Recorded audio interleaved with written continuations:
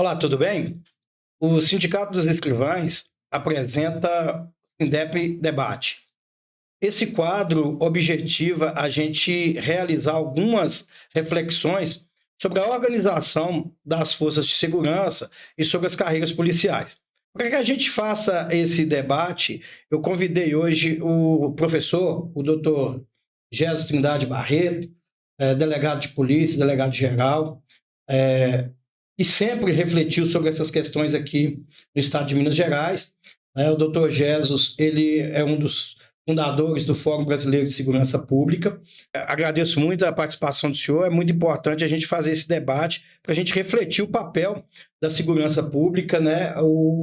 A formação policial e aquilo que a gente espera do policial e do cumprimento do seu dever legal e constitucional. Bem, eu quero agradecer a todos vocês aqui do Sindicato dos Escrivães, né? Uma entidade pela qual eu tenho imensa simpatia e muito respeito, e a você, Marcelo, que é meu conhecido de longa data, como também o nosso presidente do sindicato, o Bruno e todos os demais dirigentes e a classe dos escrivães e, no final das contas, a todos os policiais que vão nos escutar, né? A partir desse in-depth debate, eu acho que é esse a denominação do quadro, né?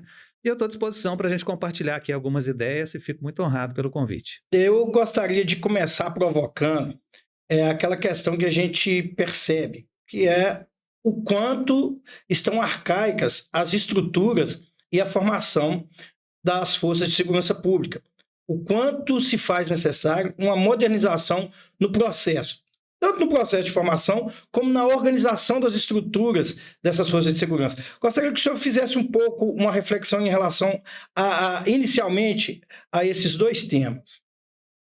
Bem, é um esforço imenso, né, que demandaria talvez aqui quase que um seminário, né?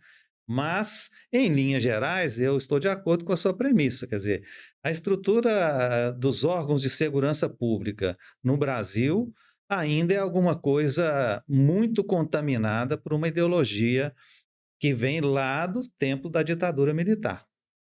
Por mais que nós tenhamos, nesse período da democracia, avançado muito nos debates, por mais que a universidade, por mais que alguns setores da sociedade civil e muitos setores das próprias organizações policiais tenham avançado na discussão, digamos, mais racional, mais científica, mais independente, por mais que isso tenha acontecido, a estrutura institucional ainda é muito carente. Quer dizer, a gente tem, por exemplo, quase que como consequência desses avanços, que eu diria que são mais conceituais do que práticos, a gente tem a lei do SUSP. É uma lei que tem ótimos princípios e tem já algumas recomendações técnicas interessantes e importantes no campo da informação e no campo da formação também do policial. Mas elas não são vistas na realidade. E os próprios acontecimentos aos quais você, Marcelo, acaba de se referir e que atingiram a todos nós brasileiros nesse último domingo, foram acontecimentos que, de alguma maneira, indicam a frouxidão desse modelo de segurança pública, porque houve uma falha que está sendo, enfim, analisada e apurada, mas houve uma falha evidente no campo da atuação das organizações policiais, no caso específico, mais das forças de manutenção da ordem. Então, professor, é importante a gente compreender também, e aí eu vou lembrar aqui, inclusive, a própria fala do ministro Flávio Dino, sobre a contaminação ideológica das forças de segurança. A gente precisa olhar para esse aspecto também dessa interação. O como as forças de segurança se identificaram com um pensamento e, pior, como que, ao se identificarem com esse pensamento, passaram a adotar ações pessoais e esqueceram de assumir o seu dever legal. Essa foi uma questão colocada, eu achei muito interessante a partir dessa reflexão. E o mais importante, por que nós chegamos nesse ponto? Pois é, eu acho que tem uma questão de princípio, né? Segurança pública é, antes de qualquer coisa, um direito da população. Então, em sendo um direito da população, o poder público, né, que resulta de uma complexidade das forças políticas que há numa sociedade, né, que elegem os seus representantes né, e que constituem, que legitimam os seus poderes constituídos, ele precisa, então, dar respostas a essa demanda que é constitutiva. Antes de qualquer coisa, oferecer segurança pública é um direito. E aí vem a pergunta: como é que eu construo as organizações de Estado para que elas atendam a essa premissa?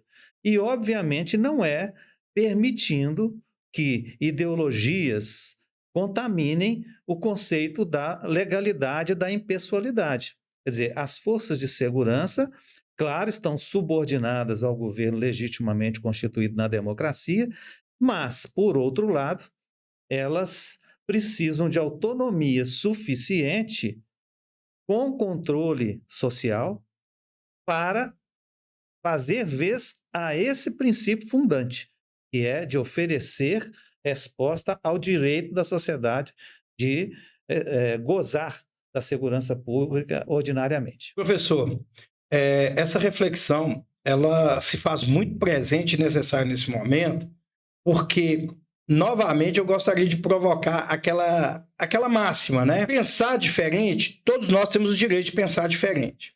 Mas o nosso agir profissional, e aí principalmente na segurança pública, ele tem que ser um agir dentro das regras legais, dentro do ordenamento. O que a gente percebeu e o que vai ser investigado e o que vai ser apurado é que, em alguns momentos, alguns membros daquelas forças que eram responsáveis por garantir aquela segurança, eles não se portaram como se estivessem naquele papel, né? Se colocaram ali como alguém que era um telespectador, como alguém que estava acompanhando os acontecimentos de fora, quando, na verdade, eles tinham o dever de agir. Então, é essa questão, né? E a gente sabe que eles estavam fazendo isso acreditando numa garantia que estaria dentro daquela máxima que é muito forte na segurança, da hierarquia, né? Porque, em alguma medida, alguns até acreditando que estariam obedecendo às ordens corretas, né? Como que a gente poderia estar refletindo sobre essa questão? Primeiro, eu acho que hierarquia é um conceito importante a ser trabalhado aqui no nosso papo, porque ele é um método de controle das ações do Estado. Ele não é um campo de culto de personalidades. Hierarquia é alguma coisa ligada à ordenação conveniente de um determinado serviço. Ora, que serviço é o da segurança pública nas suas mais variadas modalidades? É o serviço de atender ao direito do cidadão, de ter um delito investigado, de ter um delito prevenido e por aí vai. Bom, portanto, a questão da legalidade ela é fundamental. Nós não podemos ser reféns de humores de governos. Então, é preciso achar na arquitetura política e institucional dos órgãos de segurança pública um caminho que não deixe, porque não é conveniente que órgãos armados, com poder de intervenção, não estejam sob controle na democracia. Tem que estar sob controle. Sob controle social, controle externo, inclusive. Como está na Constituição, é papel do Ministério Público, mas é papel da imprensa, é papel das organizações sociais e assim sucessivamente. Então, a consistência do mandato policial depende de uma série de providências, inclusive no campo da formação do policial. Ele precisa de entender que ele tem liberdade de ter convicções, não há problema que ele seja conservador. Não há problema. Mas ele não pode, em sendo conservador, defender isso extrapolando a legalidade. E, portanto, ele tem que cumprir as suas missões. As leis que não são boas, nós vamos provocar a discussão no âmbito próprio para que sejam revogadas e substituídas por leis melhores. Mas isso é papel, inclusive, do policial, fomentar debates sobre leis que não são boas. Professor, eu queria aproveitar esse momento para a gente pegar um gancho para até fazer uma reflexão sobre a questão da necessidade da reestruturação das forças de segurança a partir da reformulação até dos próprios modelos. Porque a gente tem um ordenamento, a gente tem uma estrutura e tem uma questão que ela ainda é muito forte e que isso também pode impactar na perspectiva ideológica dentro dessas forças. Porque a gente tem forças de segurança e hoje, nós temos forças divididas, né? Você não tem uma estrutura que garanta uma formação integral daquele membro daquela força de segurança. Você tem hoje uma força que ela trabalha em 2 patamares. Você tem um grupo que está na parte de baixo, um grupo que está na parte de cima. Né? Você tem uma perspectiva militarizada, uma perspectiva não militarizada. Então, esse conjunto de perspectivas, isso também eu acredito que pode provocar alguma dificuldade nesse entendimento. E como a gente trabalhar isso? A gente precisa modernizar essa estrutura. Qual seria esse caminho? Pois é, ao longo desses últimos anos, eu me referi aqui anteriormente a alguns debates produtivos que eu reconheço na sociedade. Você citou aí o Fórum Brasileiro, é um dos campos de ação da sociedade civil bastante efervescente, onde saem ideias importantes, porque lá reúnem-se policiais, reúnem-se pesquisadores, reúnem-se pessoas da sociedade civil e outros tantos. A gente pode citar um conjunto de organizações, umas mais conhecidas, outras menos. Instituto Sou da Paz, por exemplo, Instituto Viva Rio, e organizações também de base, comunidades aí que se reúnem em torno da segurança pública, os conselhos de segurança pública. Então, a questão é, quer dizer, houve alguma evolução detectável, mas a pergunta é, a estrutura institucional, uma polícia militar e uma polícia civil, como você se referiu, em cada um dos estados federados, é a estrutura adequada? Você disse assim, uma é militar e a outra é civil. Há quem diga, por exemplo, que as polícias civis, e nós pertencemos à Polícia Civil de Minas Gerais, aqui, nós dois, todos os nossos colegas escrivães, ela é uma organização criptomilitar. Até tem um colega que faz uma referência à Polícia Civil, ou às polícias civis, vamos dizendo assim que elas seriam um corpo com 2 cabeças, anatomia bicéfala. Por quê? Porque ela tem, de um lado, uma cultura jurídica muito forte, que vem dos advogados e que vem da magistratura, e isso está nas raízes da própria fundação das polícias civis no Brasil. Mas tem, por outro lado, também um ranço da organização interna baseada em algumas práticas militares. Algumas práticas militares. A própria noção de hierarquia e disciplina, muitas vezes passada nas polícias civis, está muito ligada a uma visão de guerra e de quem manda em quem, e de ritos personalistas e assim sucessivamente. Então, assim, não estão tão bem caracterizadas essas polícias, me parece, enquanto uma civil e uma propriamente militar, embora nesse campo eu acho que a polícia militar tem mais coesão e mais densidade, enquanto uma instituição militar, mas de qualquer maneira sempre tem aquele questionamento, é uma organização para trabalhar na atividade civil. Como é que se faz isso? Vai unificar, não vai unificar? Aí vem a história de ciclo completo, que as pessoas confundem. Porque a ideia básica do ciclo completo é um bom momento aqui de falar disso. A ideia básica do ciclo completo é a junção do patrulhamento, manutenção da ordem pública, que na nossa Constituição está atribuída às PMs, e investigação criminal, que está atribuída às polícias civis. Então, o ciclo completo é aquele que junta as 2 coisas numa só organização. Ou então permite que haja mais de uma organização, fazendo segurança pública, e as 2 vertentes, por exemplo. Há exemplos no mundo inteiro dessas possibilidades. A pergunta é, para nós aqui, qual que é a melhor? Mas tem mais coisas. Como fazer com que os governos não se apropriem das polícias, não manipulem as polícias, não manipulem a direção das polícias? Mas como também fazer para que as polícias não se fechem em si, ou mesmo na hipótese de uma polícia única, e não preste contas aos governos e, portanto, à sociedade? Esse é o desafio. Como é que a gente vai fazer? Posso unificar as polícias? Posso. Posso acabar com o caráter militar da PM? É uma possibilidade. Eu não estou defendendo ou deixando de defender. Posso. Mas é só isso? Não. Há um sem número de fundamentos que precisam ser bem discutidos para que essa reforma não seja uma falácia. Um pouco por aí. Tem a ver com carreiras. Você falou, tem a parte de baixo, tem a parte de cima. Eu acho que eu entendi. Né? Tem oficialato de um lado e tem praças de outro lado. Tem delegados, em certa medida, os peritos de um lado nas polícias civis e tem as outras carreiras de base, elas variam nas polícias brasileiras. Tem polícia que tem radiooperador, que tem não sei o quê. Aqui nós ficamos... A pergunta é, no caso da polícia de investigação, na perspectiva de uma reforma, Marcelo, o que é investigar um crime? E quais são as carreiras? Ou será que pode ser uma? Eu não quero me estender agora, mas eu vou encerrar lembrando de uma figura que é literária, que é o Sherlock Holmes. O Sherlock Holmes é um personagem fictício, lá do Sir Conan Doyle, e ele é situado ali na transição do século XIX para o século XX, mas ele é um só investigador.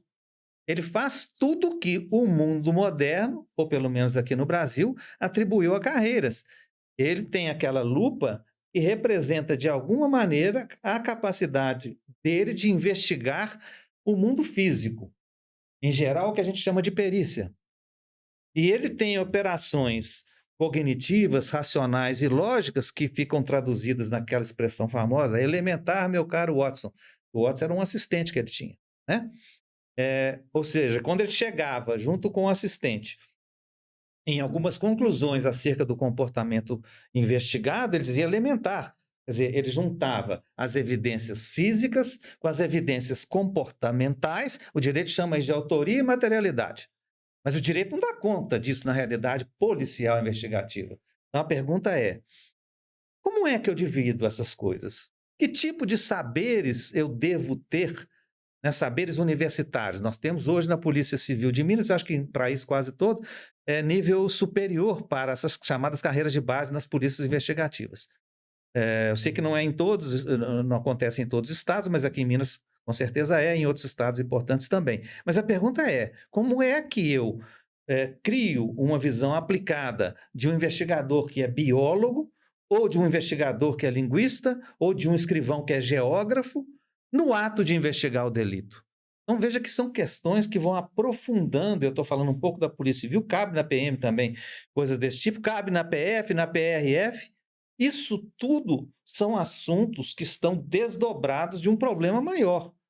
Quais os saberes e os conhecimentos que nós precisamos de empregar na atividade da polícia? E como é que isso tem que ser entregue aos cidadãos que vão fazer isso? Isso nega hierarquia? Não. Nega disciplina no sentido sereno da palavra. Disciplina significa adesão a um projeto de trabalho ao qual eu vou aderir de maneira voluntária, consciente, responsável, e no caso da polícia, muito balizado pelos limites da lei, porque se trata de algo que tem potencial coercitivo, que no limite é o potencial da força de matar, a força letal. Eu gostaria que o senhor refletisse também, dentro desse modelo, dentro dessa perspectiva, né? O que a gente espera do policial? O que a gente espera do profissional de segurança pública? Esse profissional com todos esses conhecimentos, com toda a experiência que ele traz, né? E que tipo de serviço a gente quer que esse policial nos entregue, que ele entregue para a sociedade. E o mais importante, o senhor começou a falar, por isso chamou minha atenção, na questão do modelo de hierarquia e disciplina. Como que é o tratamento dessa hierarquia e dessa disciplina quando a gente começa a discutir isso dentro de uma construção de uma entrega de um produto, que é o produto da investigação, e que ele traz aquelas características específicas dele. Como que o senhor traz essa reflexão para essa entrega? Eu gostaria que o senhor refletisse sobre... Porque a nossa preocupação central aqui é como estruturar essas instituições para que elas possam nos entregar aquilo que nos interessa. Uma investigação bem feita, que cumpra todo o processo legal e que apresente a autoria, né, para que esse autor seja levado à justiça e ele seja responsabilizado na medida de sua responsabilidade por aquele ato criminoso que ele cometeu. Pois é, veja como as coisas são interessantes, né? A investigação criminal, a meu modo de entender, não pode estar a serviço exclusivamente do processo penal. Quando um cidadão ou uma cidadã que tem autoridade policial, estou me referindo à autoridade policial lato sensu, esse pode ser o investigador, o escrivão, não importa, que tem essa autoridade delegada ou atribuída a ele, atua na vida concreta das pessoas, ele está gerando sentimentos de confiança ou de desconfiança. Então, veja, não é só apresentar uma investigação tecnicamente abalizada, que, aliás, não é só, né? Porque isso é fundamental, né? É também criar um sentimento na comunidade, das crianças aos idosos, passando por todas as faixas etárias e as condições sociais, de que aquele homem ou aquela mulher que tem o poder estatal delegado a ele é alguém que atua com justiça ou com senso de justiça super refinado. Super refinado porque ele teve um treinamento adequado, porque ele tem outra dimensão, ele foi selecionado de uma maneira muito profunda, porque esse é um outro tema. Não basta falar que tem que ter nível superior. Ele tem que ser selecionado. Eu nem estou querendo falar que tem vocação, não tem, porque isso é uma discussão árida, difícil. Não sei se existe vocação, se não existe. As pessoas se adaptam, talvez, às coisas quando tem propostas adequadas para a sua vida como profissional e, portanto, como cidadão. Então, essa questão toda, ela é carente, no caso específico da Polícia Civil, que eu acho que nos interessa mais de perto aqui, de uma descrição mais profunda, eu chamaria, alguns amigos mais ácidos vão dizer que é muita teoria, mas eu vou me aventurar aqui pela teoria, de uma teoria geral do ato investigativo, que, por sua vez, funcionasse como uma matriz para aplicativos específicos dessa teoria geral. Mas você está falando de quê, Gesso? Não, eu estou falando de coisas como, por exemplo, superar o modelo cartorial. O modelo cartorial que tem hoje nas polícias, em boa medida na justiça, mas que estão superando, é um modelo, a gente fala e brinca, acho que vocês mesmos brincam com essa coisa, mais próximo lá do tempo do descobrimento. O Pero Vaz de Caminha era o escrivão da frota do Cabral, ou de quem quer que seja, do Cortês lá pelo norte, não importa. Você tinha um escriba, né? O nosso modelo, ainda que feito no computador, é muito mais perto daquilo. Eu vou escrever o que o outro fala, que seria uma testemunha, seria uma vítima. Vou escrever no computador, não vou escrever na pena de ganso, como faria lá em 1500 o escriba da coisa. Mas veja, não, vamos chegar mais perto da história. Pega os autos da Inconfidência e olha lá, é escrito assim também, porque fulano, no dia tanto, Nosso Senhor Jesus Cristo falou isso, falou aquilo, falou... Ou seja, eu estou falando de uma engenharia de produção do ato investigativo que tem que ser descrita em manuais, em recomendações técnicas que garantam a autonomia de todos os investigadores. E investigadores são todos.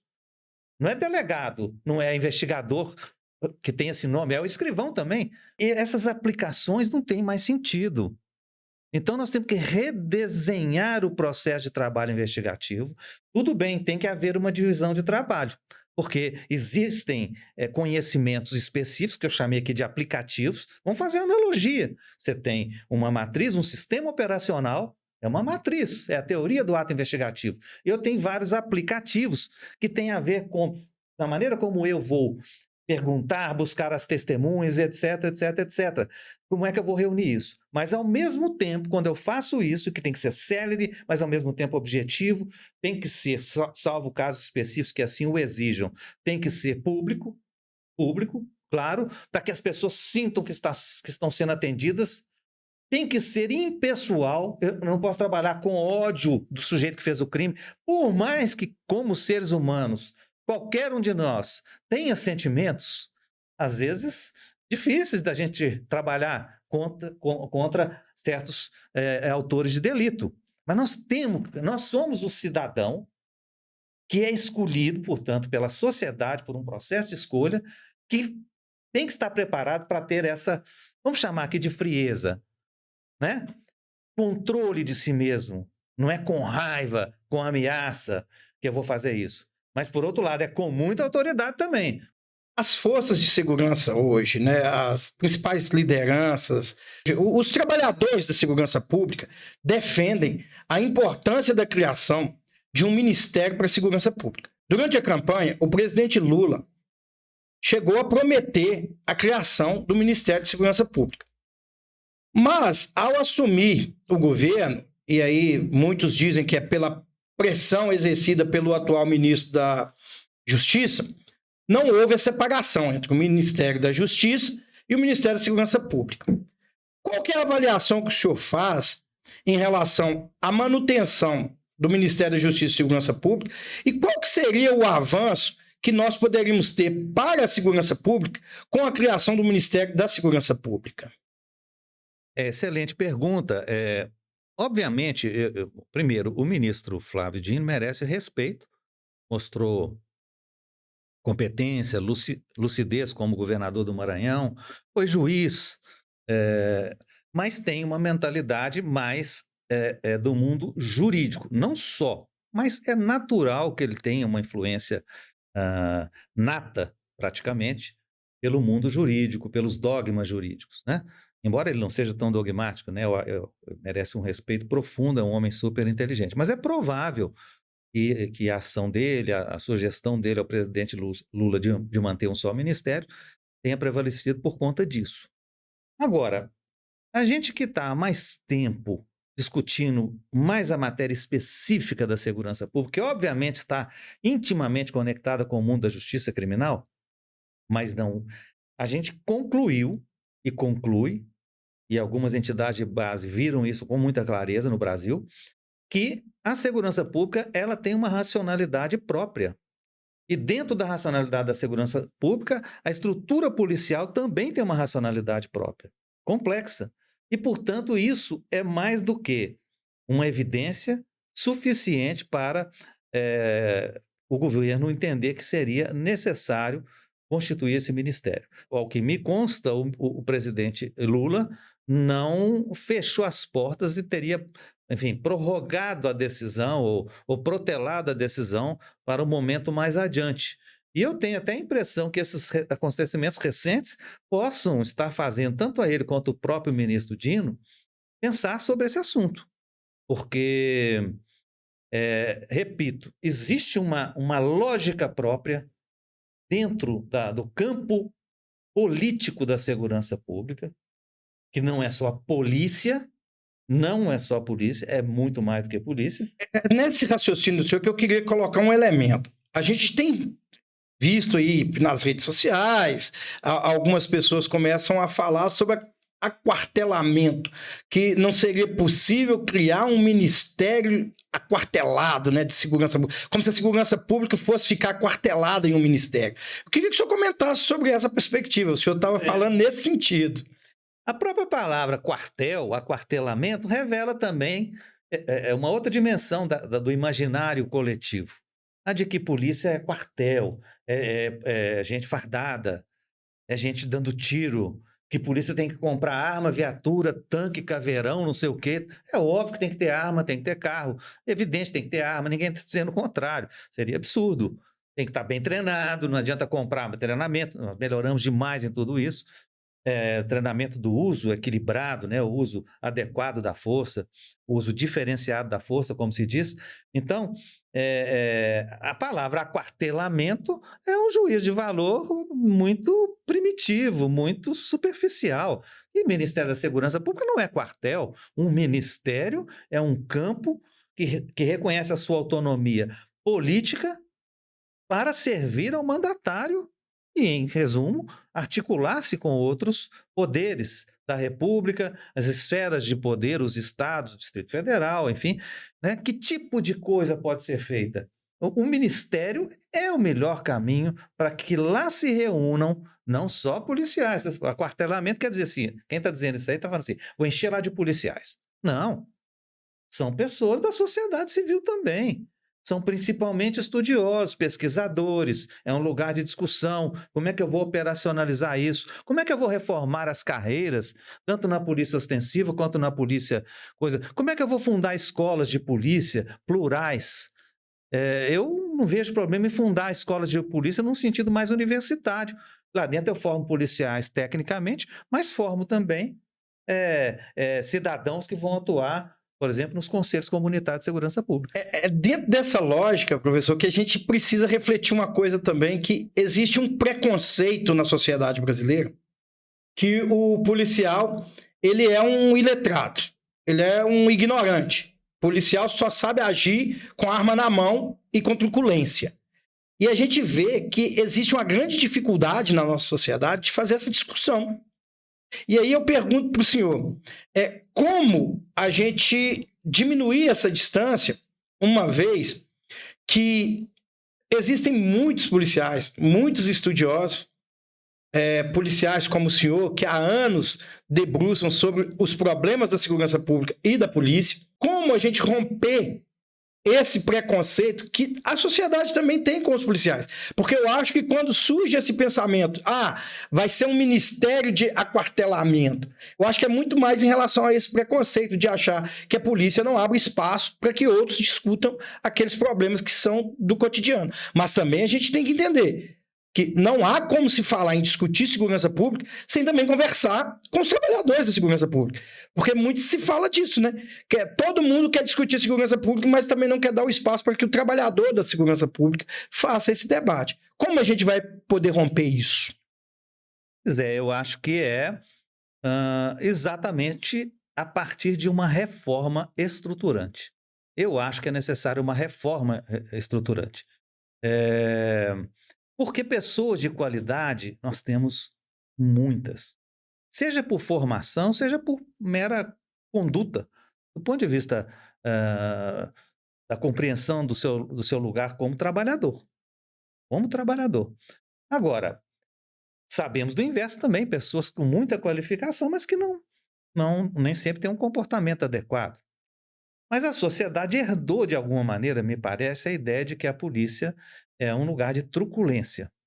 E a polícia não é confiável. Agora, é interessante que a sociedade, por outro lado, tem setores que são mais identificadas com as visões autoritárias, e esses se mostraram muito recentemente agora, que advogam que a polícia tenha que atuar de maneira ilegal, que tenham que machucar os outros, até torturar. Aliás, nós tivemos até um parlamentar que no processo de impeachment da Dilma Rousseff fez menção a um notório torturador do tempo da ditadura. E esse parlamentar depois se tornou presidente da República, e nós vimos o que se deu isso. Onde é que foi parar? Porque motivou algumas pessoas, muitas das quais muito despolitizadas, muito desinformadas, até pessoas de elite econômica e tal. Agora, então como reconquistar isso? Eu acho que mostrando resultados rápidos, eficientes, tanto para a justiça, porque a polícia tem uma função mediadora. Quando você entra, para fazer uma investigação que seja, a polícia ostensiva também, ela tem que desarmar os ânimos de agressividade. É a primeira coisa. A investigação também, ela tem que tentar desmotivar as pessoas em conflito, para dizer o seguinte: conflito a gente trata na mesa. A mesa tem a justiça. E a justiça permite até alguns acordos.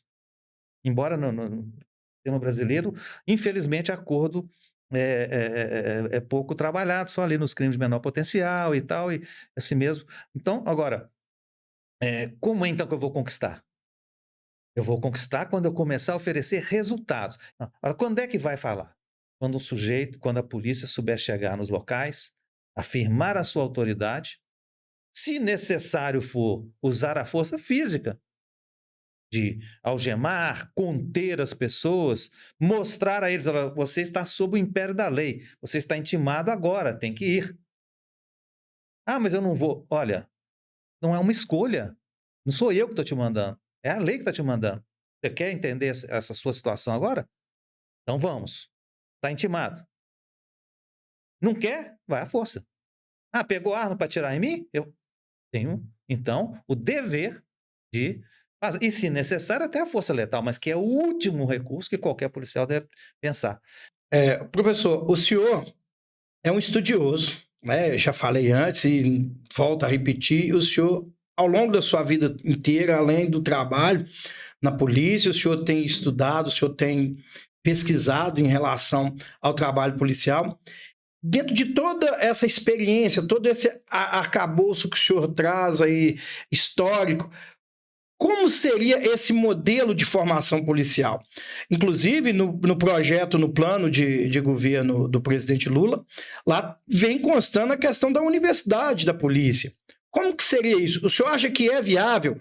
O senhor acredita que, a partir da instalação de um ministério, né, de segurança pública, ficaria mais fácil de implementar essa universidade de formação policial no país? Eu acho que fica mais fácil, sim, pelos motivos já ditos antes. Uma visão universitária atualizada, ela tem duas dimensões fundamentais: ensino e pesquisa. A dimensão da pesquisa é fundamental. Quem é que está pesquisando para valer de maneira orgânica o labor policial, o fazer policial ostensivo, o fazer policial investigativo? Isso carece de pesquisa. Como é que eu pesquiso?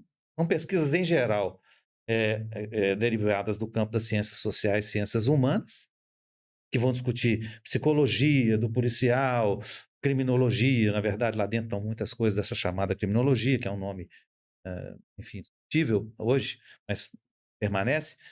Então, uma universidade, a meu juízo, poderia ser abrigada, por exemplo, numa fundação. Não é que precise ser numa fundação, mas uma fundação com as suas congêneres nos estados federados e até nos municípios, eventualmente. E o que essa fundação pode fazer?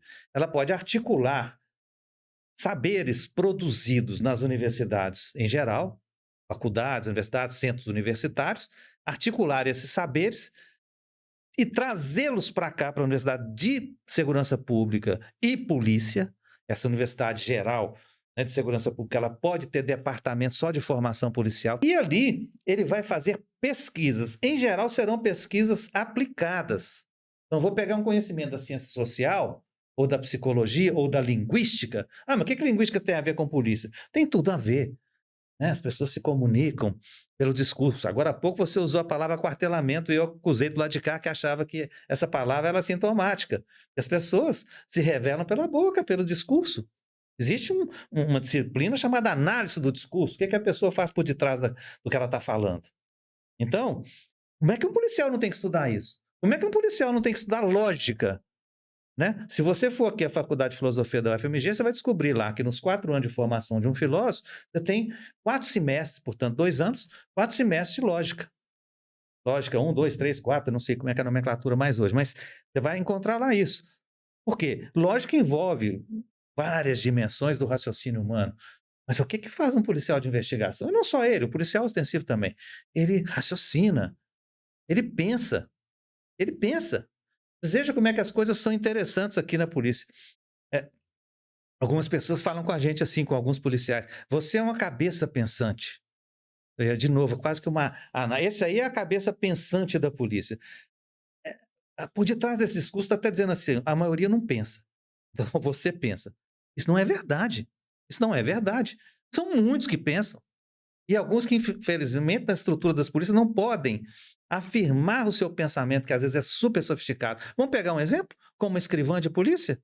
A Ana, do Chame a Frida. Para pegar uma coisa assim, recente. Quem que fez? O que fez é Ana, né? É Ana Rosa. Ana Rosa fez simplesmente um projeto brilhante, fruto de uma sensibilidade imensa, que agradou a 100% dos policiais e fora da polícia também, premiado em tudo quanto é lugar. Quer dizer, um ser que pensa e que pega o seu pensamento e coloca à disposição da sociedade através de uma instituição chamada Polícia Civil. Ora, o que é isso?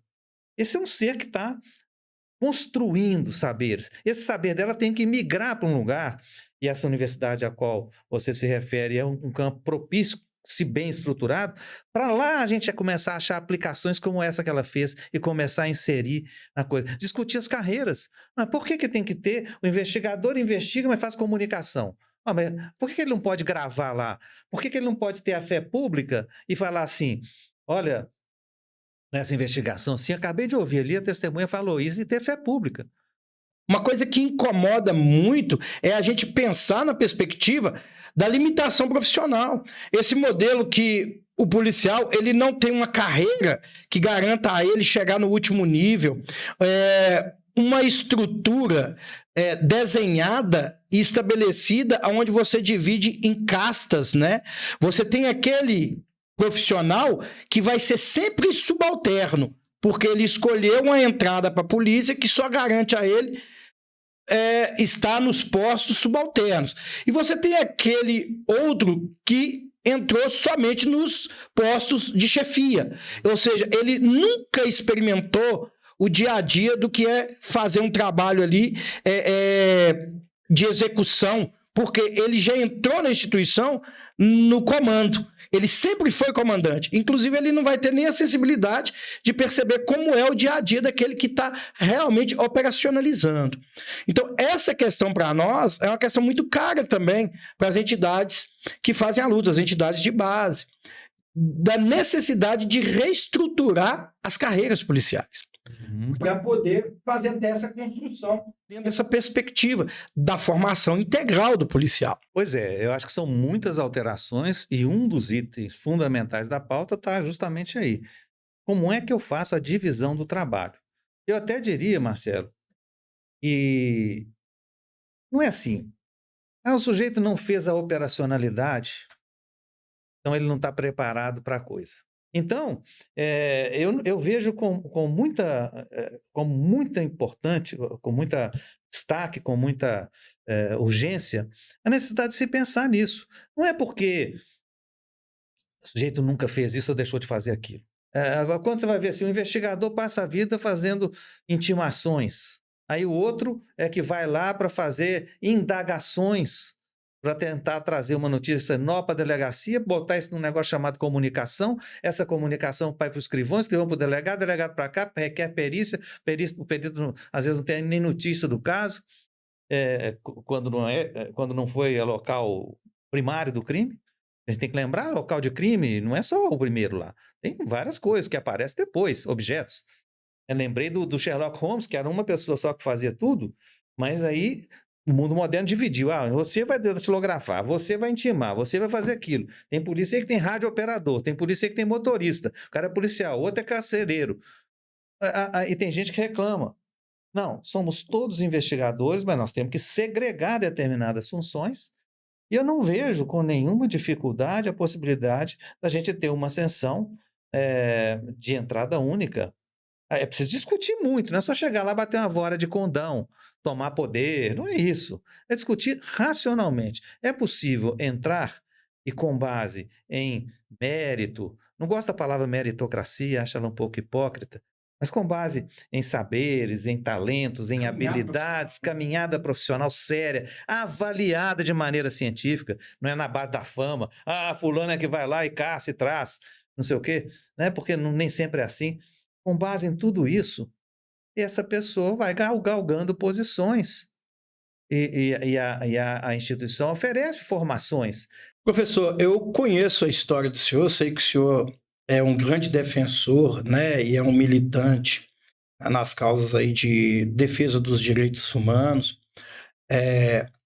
A gente sabe que o senhor defende a questão do profissionalismo e que o senhor também defende que o trabalho da polícia é identificar a autoria para que as pessoas possam responder no nível da sua responsabilidade pelos crimes que cometem. No último domingo, a gente assistiu uma das páginas mais tristes da história desse país. Eu não tenho dúvida de que vai figurar como uma das páginas mais tristes da nossa história. E ali teve envolvimento por diversos tipos de motivações, mas são milhares de pessoas. Inclusive, deu conta aí dos últimos anúncios de mais de 1.200, 1.300 pessoas presas foram levadas lá para uma estrutura, óbvio que foi uma estrutura montada ali para atender aquela necessidade que não teria mesmo condições de ser adequada, né? Mas foi ali um ginásio onde as pessoas foram colocadas. E muitos têm discutido né, a questão do respeito dos direitos. Mas a gente também não pode deixar de dizer que essas pessoas também têm que ser identificadas, têm que ser qualificadas para elas responderem na medida da sua responsabilidade pelos atos que praticaram. Como que vai ser a perspectiva da segurança pública a partir desse evento? Como é que a gente vai poder tratar com questões como essas? Pois é, uma pergunta difícil, né? E primeira coisa, sim, eu acho que a questão dos direitos humanos é absolutamente central. Primeiro que ela é central na própria Constituição brasileira, a Constituição Democrática de 88. Então, para mim, é um orgulho imenso ter traçado uma carreira absolutamente identificada com a promoção desses direitos, né? Quando veio a Constituição em 88, eu já era delegado, eu comemorava muito e dizia isso a alguns delegados até e investigadores com quem eu conversava, que essa era uma dimensão que iria salvar a polícia, principalmente a polícia civil. E eu acho que eu fui otimista demais. Não salvou, me parece. Salvar era uma palavra um pouco forte, mas acho que melhorou muito. Melhorou muito e eu tenho orgulho de ter contribuído também com isso. Veja bem, eu li em alguns lugares, né, perguntando, algumas pessoas questionando na imprensa, etc.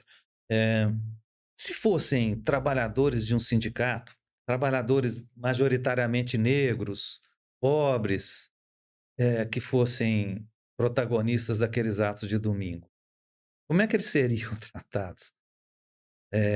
E a gente fica perguntando como é que seria tratado por nós policiais, né, nesse evento. Então veja, mais cedo você me perguntou, quando é que a polícia vai ser respeitada? Quando fazem perguntas como essa, a gente fica realmente um pouco embaraçado. Será que seriam tratados igual? Eu não estou dizendo que não tenham que tratar as pessoas que fizeram o que fizeram no domingo da maneira como estão sendo tratadas. Essa é a maneira correta e dentro dos direitos humanos, e inclusive o ministro Silvio Almeida, que é um ministro hum, espetacular, né? Acho que quase que consenso universal, o ministro destacou já equipes, me parece, do Ministério, mobilizou para acompanhar aquelas pessoas. Note que, então, nós temos uma dimensão governamental de muita impessoalidade, né? Ele está preocupado que sejam resguardados os direitos. E aí a sua pergunta é, como é que vão ficar essas coisas? Eu, quando vejo um ministro de Direitos Humanos, no caso Silvio Almeida, e mesmo os outros dando as declarações que dão, eu acho que vai ficar melhor do que era. Porque tende a ficar melhor do que era. Viu algum abuso, assim, pelo que a gente acompanha? Porque a gente não está em Brasília, mas acompanhando as notícias que vêm de lá, o senhor percebe, teria condição de ter um tratamento melhor, assim?